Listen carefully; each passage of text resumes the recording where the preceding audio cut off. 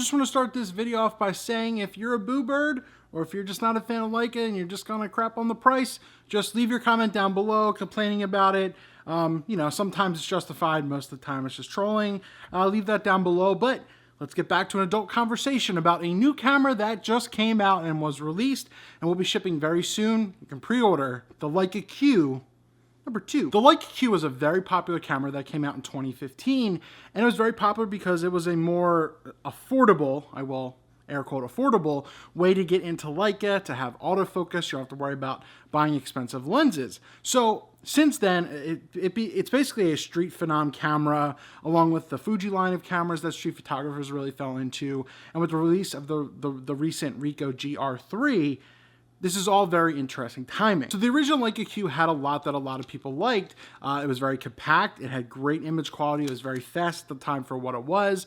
One lens that was fixed onto it, so you didn't have to worry about anything else, certain little crops and everything like that, but you were stuck around that 24 megapixel base.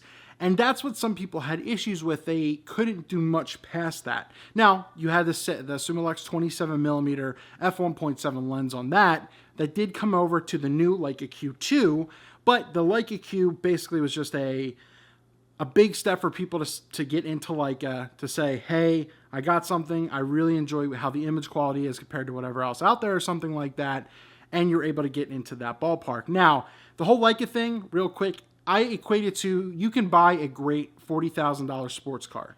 But then there's also a Maserati that you could get. Maybe the performance is about the same or a little higher, but that's $80,000 to $100,000 or something like that. That's how I equate it. It's really just what you want to spend your money on and what you feel the value is and if it's worth it for you. I'll talk about that because the Leica Q2, like I said, will be shipping soon, and it is $500 higher than what the Leica Q came out in 2015, which was $4,500. This is a $5,000 camera, and that's not with any of the accessories or anything that you get. Now, Leica does give like 2-year warranty on everything, which is usually about a year higher, so you get a lot of protection with it. Leica, I think, does a decent job with sending stuff out, you know, about all the design behind it. But the Leica Q2 has a lot of new internals, has a lot of new things, just really about the same as just the lens up front. But we'll talk about a little bit what's different. The big thing, and one of the big deals, is an entirely new sensor for this thing, and you're getting a 47 megapixel full frame sensor. Now, why this is relevant and why street photographers really want something like this, because you have a fixed lens camera, meaning you can't change it, obviously. You have the crop modes, and the crop modes have certain, you know, as you digitally crop in, you do lose a little bit of resolution, but because you're so high on resolution with 47 megapixels compared to the original 24, you have a little bit more versatility. At a 35 millimeter-ish crop, you're around 30 megapixels. At a 50 millimeter crop, you're around 15, so it's still very usable. 75 millimeters, you're at a 7 megapixel image at about that point. Now, mind you, a Nikon D700, which is one of my favorite cameras of all time, did have 12 megapixels, and you could still print huge prints from that. So while you do lose resolution, you still have a lot of flexibility with just having one camera on there, digitally cropping in, and going from there. But you have a higher base to start with. You're almost doubling, if not tripling, a lot of what you're doing here.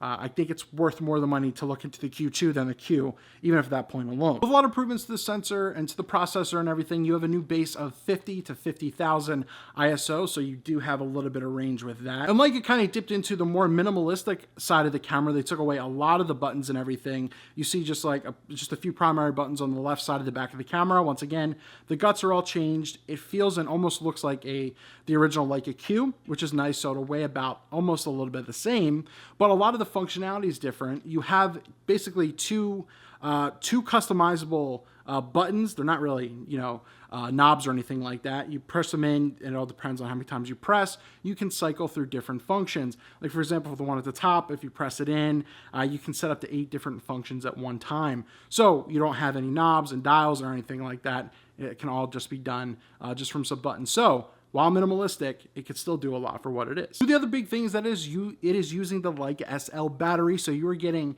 they say, 30% more battery performance compared to what it had before, and it's a different little mechanism and chamber down at the bottom. So that's huge because I know Leica Q owners, and I shot with it before, the battery did drain rather quickly. For what it was a smaller battery, but that's one of the things that they felt like they've addressed. The other thing that's being highly touted is that it is weather sealed and splash and dust resistant. So you could be out in the rain a little bit and it's going to, you know, sprinkle some rain on it and everything. And you will be safe from there. I mean, I wouldn't leave it outside in the trench or downpour. It's not waterproof. It's resistant up to a certain extent. So that's a big thing. If you're out in the street, if you're caught on the go, there you go. I know it's the time people want dual card slots. You don't. You have one, but it is UHS 2. So if that's another big deal for you, maybe the price. If not, this is the deal breaker for you. It does have mechanical shuttering. You do 1/500th for your sync speed just alone off of that. It does have 13 stops of dynamic range, so expect a broad use of it. You can draw a lot out of it, and Leica does a very, very good job with that. And they also use DNG raw images. Once again, I like that they do that. Ricoh does that. It's a more universal and easier way to read, and it's cool. So a lot of what's new, also what is coming over, is video options. There's still a couple little things omitted that I'll cover in a second, but you are getting DCI 4K video, so you're getting that cinema 4K at 24 frames per second, Ultra HD 4K at 30 frames per second, and then you could do a full 1080p video at 120 frames per second. But I will say, if you're buying this camera for video, you're probably looking in the wrong place.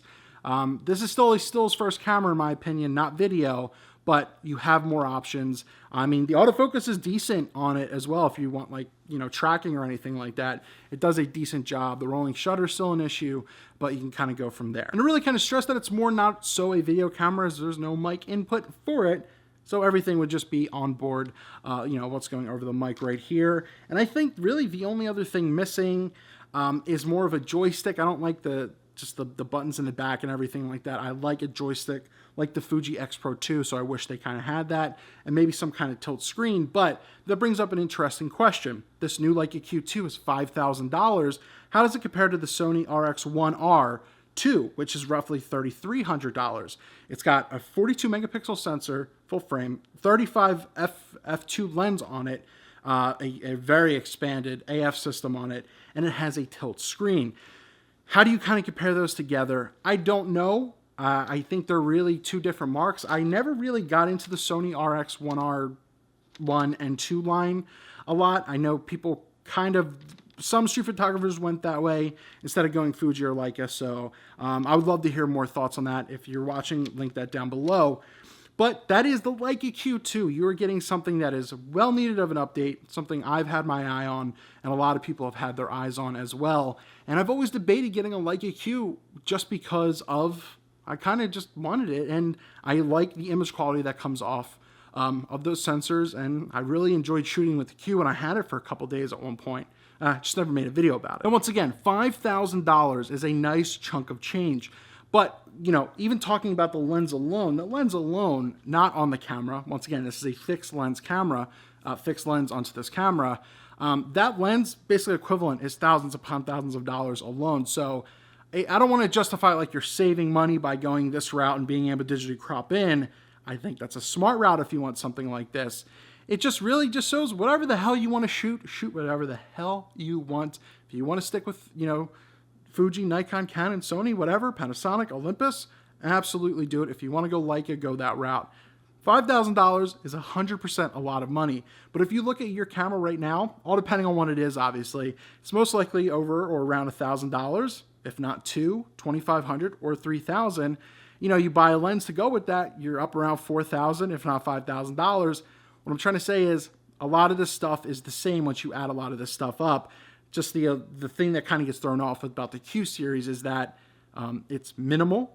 It's maybe too portable, I've heard some people say, and you can't change the lenses on it. But that's a lot of the lens thing has been resolved by being able to crop in digitally and still keeping a good amount of resolution as you go in for the most part and going from there. I would love to get my hands on this. I don't know if I would ever own something like that, but on the hunt down to minimalizing gear like I did in the past few months to year, that'd be a cool thing because that gets more lenses out of your bag. You're able just to shoot. You pick it up, you go out and shoot, and you don't have to worry about futzing around. So what are your thoughts? Leica Q2. Once again, it's expensive. I know that. Let's get down past that point. But if you're a Q user, would you upgrade? I think it's kind of crucial. Just the megapixels alone. And I'm not a huge let's go megapixels. But for a camera like this with a fixed lens, I think that is a very huge deal. I think that's a key selling point. Especially if you've maybe been on the fence of wanting to buy a Leica Q. there's kind of no point. Go with the Q2 now. But finally out, $5,000. Fuji X Pro 3, you're still due for the street game. Let's step it up, Fuji! But Leica, pretty cool.